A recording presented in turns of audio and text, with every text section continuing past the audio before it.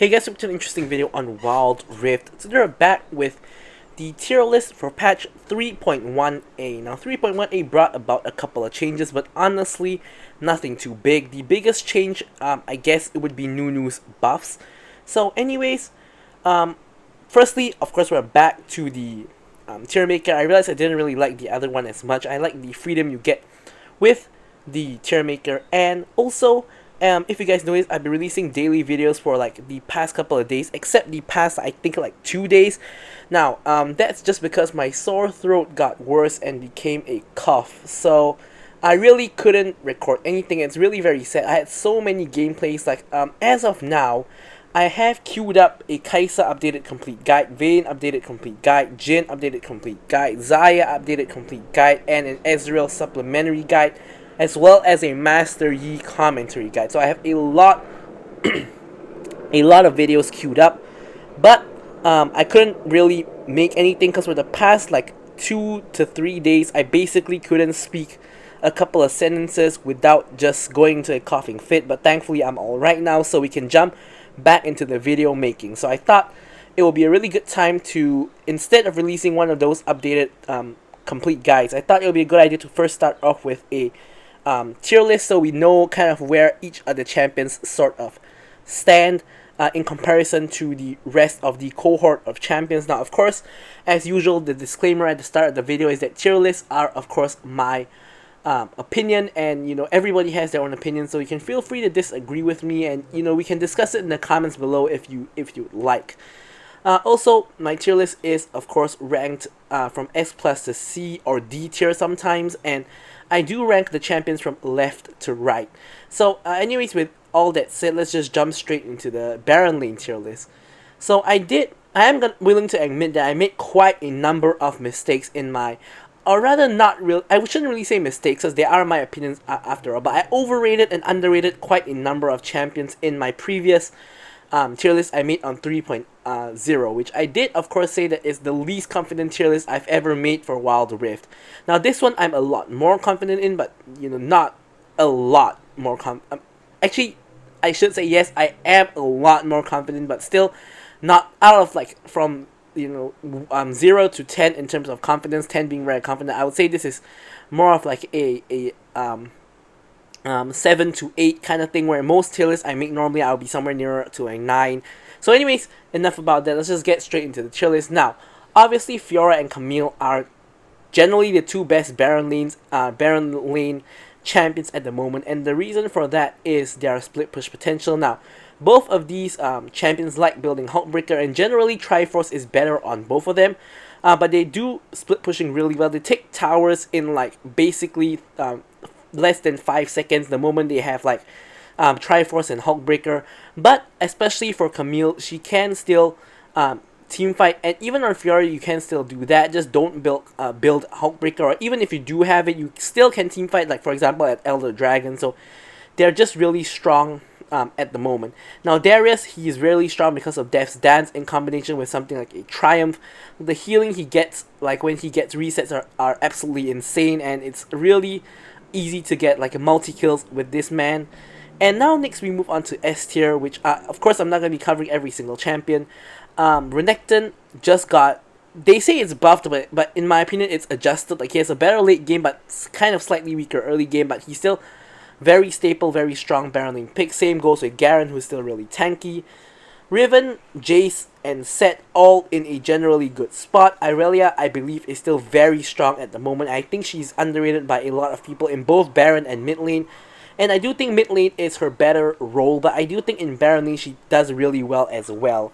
Now Wukong, another one who's very underrated. He has a huge ultimate, and he has, you know, kind of more build paths now. Like you can go for like a Divine Thunderer Rush kind of build, or you could go for like a Black Cleaver into Death's Dance kind of build, or you could sort of mesh them together with something like a something like a Black Cleaver into a Divine Thunder, which I think is probably the optimal build, because one is really good for shredding tanks and one is really good for like team fights in general, but I think he sort of needs a mixture of both. Now Karma, I think, is barely at the bottom of S tier. Now the reason why Karma is here is simply because she does very well into almost every Baron lane champion above her. Maybe not so well into something like a Irelia or a Jace, but in general or maybe even like Fiora and Camille, but generally to the rest of them who are not as mobile or that don't really have range, she does actually do really well with her poke, and she can basically just get through the laning phase just by poking and not dying.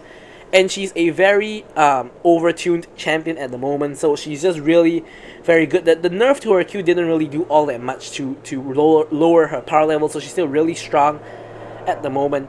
Now, in A tier is generally we have a lot of the tanks like Malphite, Mundo, and Shen. So Shen's still in the A plus tier. You know, he is alright, but tanks are not really that good in the meta at the moment.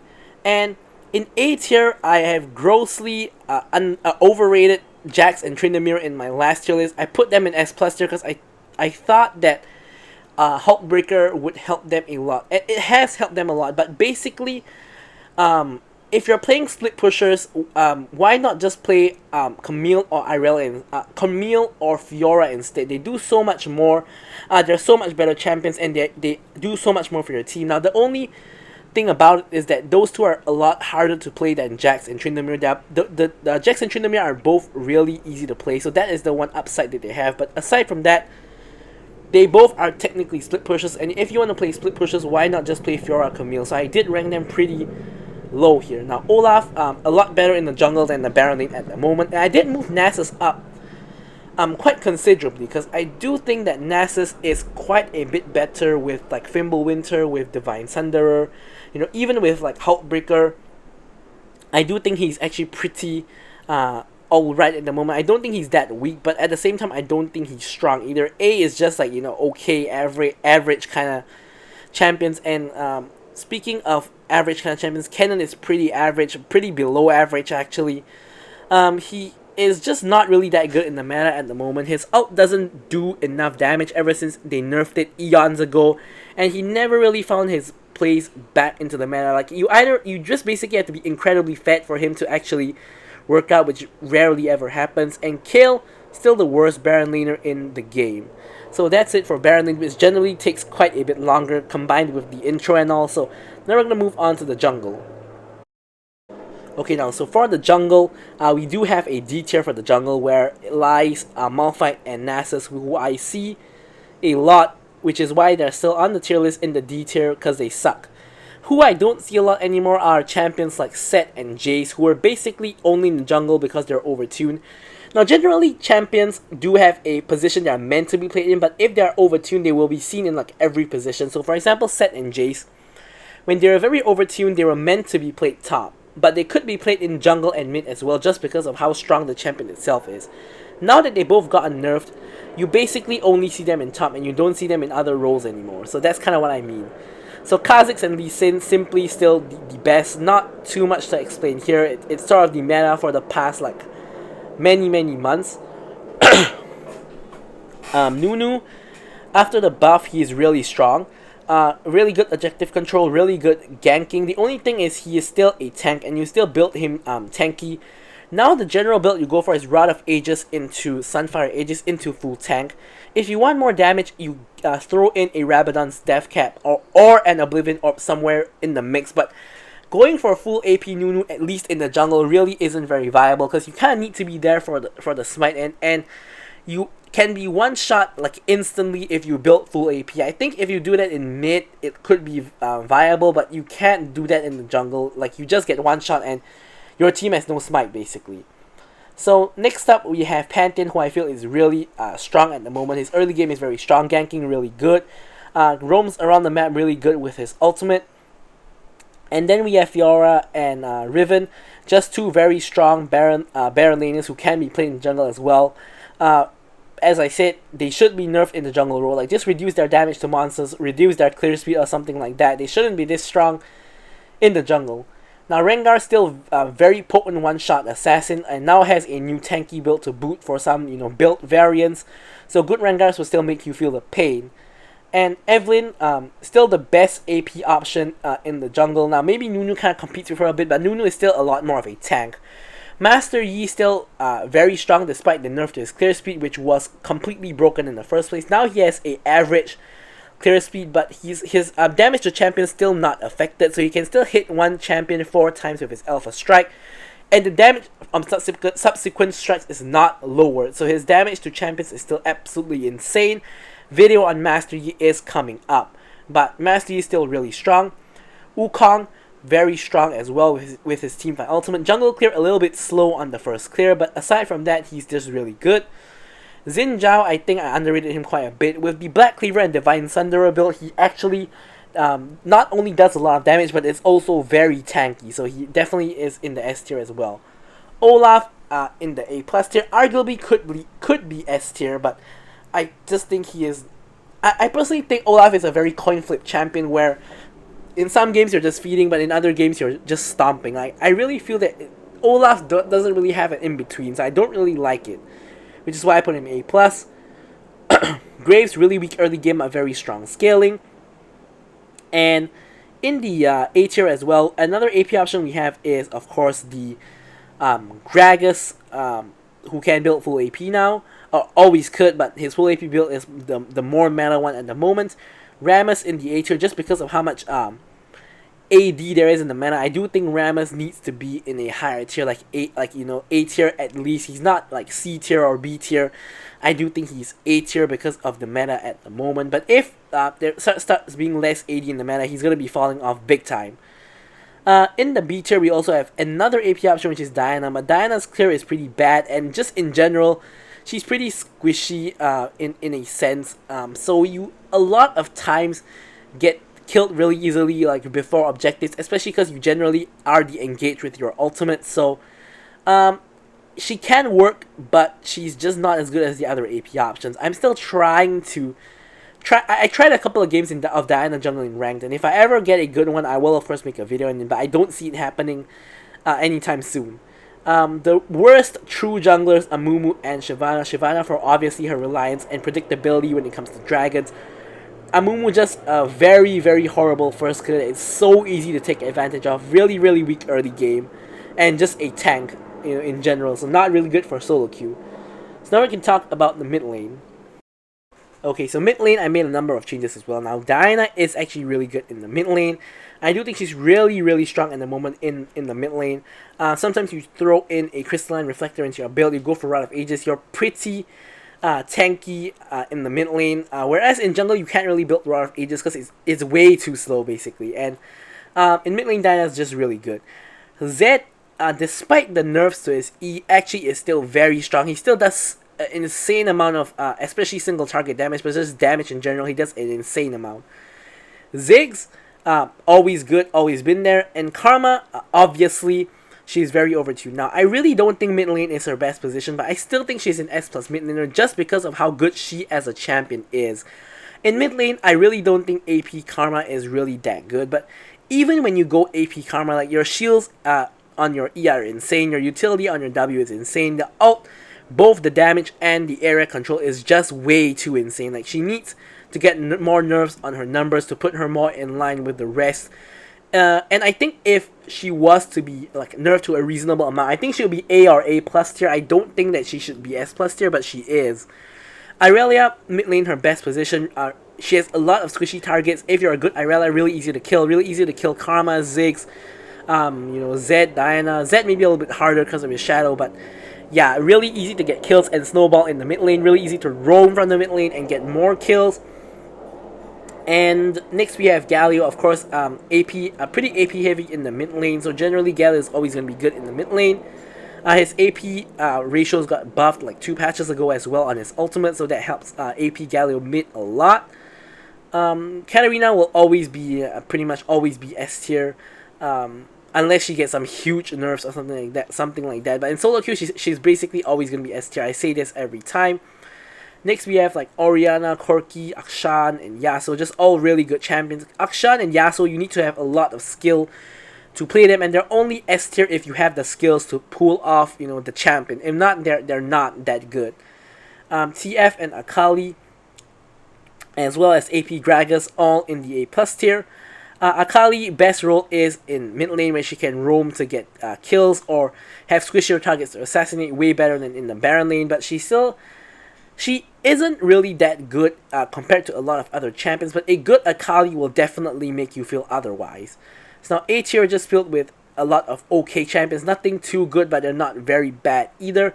Now Lucian, I have dropped down to the B tier because I really don't think he's that strong anymore. You'll see in the ADC tier list that I dropped him quite a bit as well, because the Stormraiser meta really doesn't favor Lucian. Therefore, Lucian in general as a champion just a whole lot weaker in general. So now we can move on to the most interesting part of the tier list for me to discuss, which is the ADC tier list. Okay, so yeah, my favorite part to discuss in the ADC tier list. Now I'm sure you see two huge changes. The first one is the fact that I actually removed the dedicated APC portion of the tier list to instead just integrate them into the tier list itself, but I put them on the right hand side. The second thing probably most people notice by now is the fact that I have Jinx in the S plus tier. So let's get the elephant in the room out of the way, which is why I put Jinx in the S plus tier. Now I really feel that Jinx is very strong at the moment. Now she still has the same problems of very little mobility, but her build is really good now. Like, you just go for we of course did a updated complete guide on it already, so check that out if you want to see Jinx in action and Jinx's build as well. You go for like Stormraiser IE and the Rapid Fire Cannon, a very single target build, but basically with this build you want to be using the rockets almost all the time unless you're clearing minions. You basically always want to be using rockets for the safety of the range. And your one rocket does so much damage when you hit like not just 3 items, but when you hit just your Stormraiser, or you hit 2 items, just your Stormraiser and your IE, or when you hit 3 items, basically every item is a huge power spike for Jinx, where her rockets do so much more damage. Like, her damage cannot be underestimated anymore. She is a, of course, late game hyper carry, but now her early game is actually pretty respectable as well. So there has been so many games when either I playing Jinx or the enemy playing Jinx just, you know, gets a kill or 2 in the early game and gets item power spike, and they just take over the game from there. She doesn't even have to reach late game 3 items. But if you happen to be behind, like you died like 3-4 times for example, you can still come back in the late game when you hit 3 items and you get insane damage. So Jinx, in my opinion, is just really strong at the moment. I think she's getting underrated by a lot of people. I think that Jinx is S plus tier. Now Kai'Sa, don't really think I need to explain that too much. Varus still a really good champion.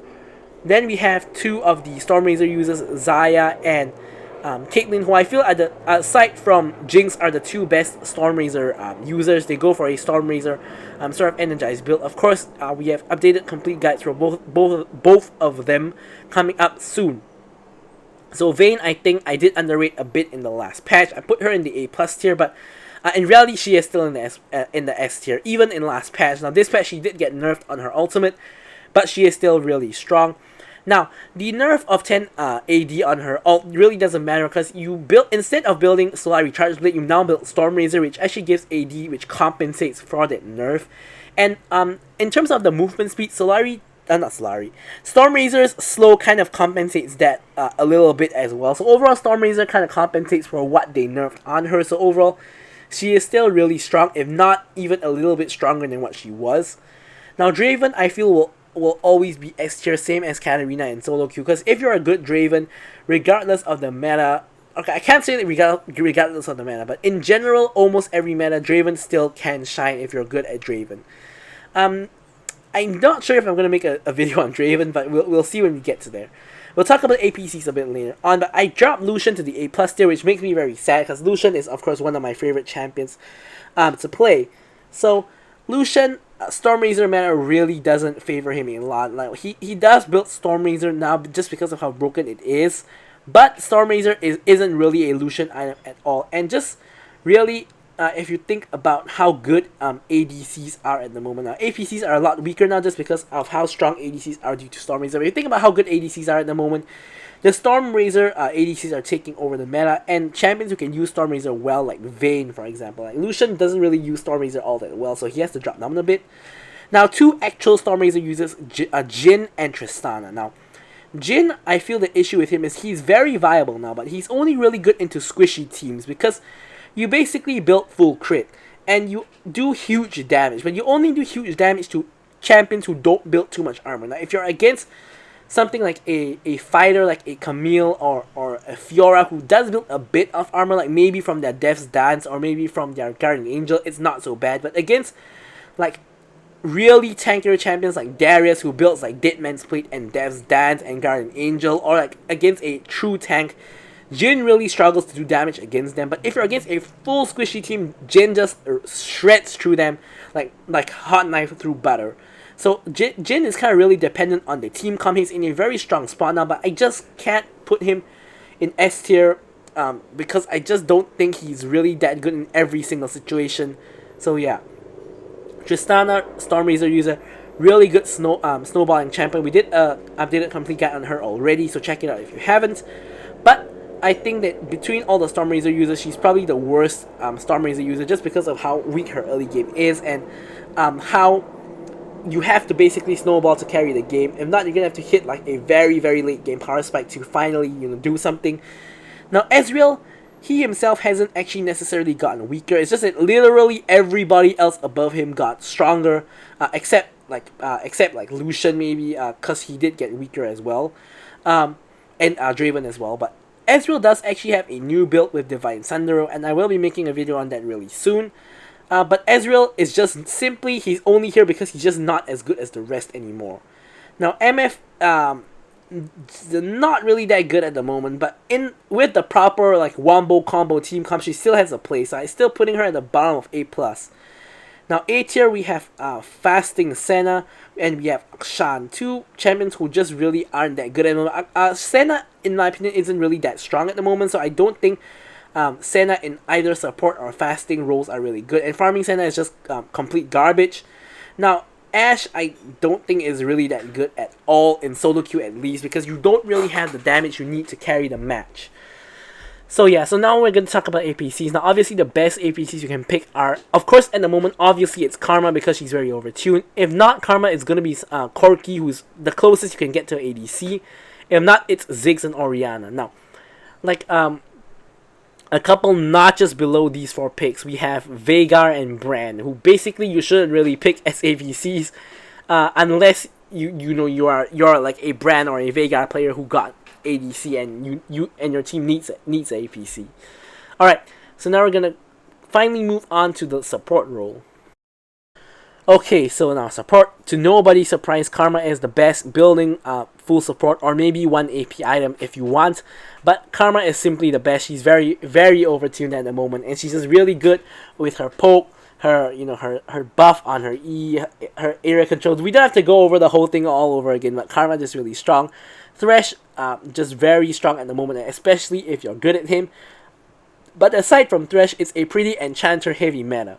Now, between Yuumi, Nami, and Lulu, they all basically have roughly the same role with, of course, nuanced differences between them, like how Nami has more catch potential with her bubble and her wave, while Lulu has better peeling with her polymorph and her ultimate, and Yuumi has that whole thing where she cannot be targeted. That's our deal. So they all have their own perks and drawbacks, but pretty much the three of them serve the same role of just being an enchanter support. And enchanter supports are really good at the moment because of how strong ADCs are, because of the Stormrazor. So because of that Stormrazor meta, enchanter supports are really good. But the best engaged support at the moment we have is Rakan. So Rakan really rose up the ranks. Like, you can build him partial AP and partial tank, and you can even go for electrocute, and you can get kills with Rakan in lane because he actually does decent amount of damage, especially when you combo it with your ADC's damage, does quite a bit. Now Braum is kind of the only Vanguard support we really have at the moment. Just very protective, just protects his team basically, but still has, still really good, especially with his passive, the concussive blows. Now Janna, despite a lot of people moving her down below the S tier, I still think she's S tier because pretty much no other support can really rival her peel potential with her Tornado and her Monsoon as well. Now A tier, Morgana, another sort of enchanter-ish / utility support, really good, who doesn't actually build enchanter items. Now Soraka, I feel the enchanter meta has made her even better, and I already felt Soraka was a pretty alright champion, like pretty above average support, but I think with this meta it does favor her quite a bit, so I did move her up a little bit. Now Senna, I don't think it's in a very good spot at the moment. However, being a solo queue tier list, I think Senna is the support that can carry the hardest. So if you don't trust your team at all, don't trust your ADC, don't trust nobody, Senna is gonna be the way to go. So I think Senna, for that reason, should be in the A plus tier. Then we have a couple of AP carry supports, which are Lux and Seraphine, who generally can build support but prefer to build AP. And excuse me, still gonna build a cough. So excuse me. So I actually moved Blitzcrank up to A plus tier. Now, a little bit controversial, but hear me out. So the buff they gave Blitzcrank on his W, I feel, is actually really strong because he can run straight into teams, smack his ultimate, and your team is silent. You can run straight at somebody, knock them out, and they can't do anything about it. Then you combo your hook to layer the CC afterwards. And if you're in the late game and you just land one hook and one important target, it changes the whole game. So I think Blitzcrank, A plus. Middle ground, he's not OP, not S or S plus, but he's not that weak, not like a B tier or C tier kind of deal anymore. So A plus. So next in A we have basically tank engage, the rest of the tank engage supports. Now if you want to play a tank engage support, you go for Rakan. Rakan, not really a true tank, but just the best engage at the moment. But all the tank engage supports are still okay, inclusive of Shin. Now Sona actually did get a bit stronger, but her early game is just so weak. Like I can't really put her any higher because like she's good when she gets like maybe 3 items, but you know, to reach that point is a struggle. And C tier are just supports which I think are really bad, which I still see. Like the Annie support, like the Pantheon support, like the Malphite support. I still see it very often, and I really don't think it's good. So, with all that out of the way, we come to the end of our tier list. Now, they can look forward to all of the upcoming updated complete guides and other videos I have planned for the future now that I've more or less recovered. So, thank you guys so much for watching the video, and goodbye.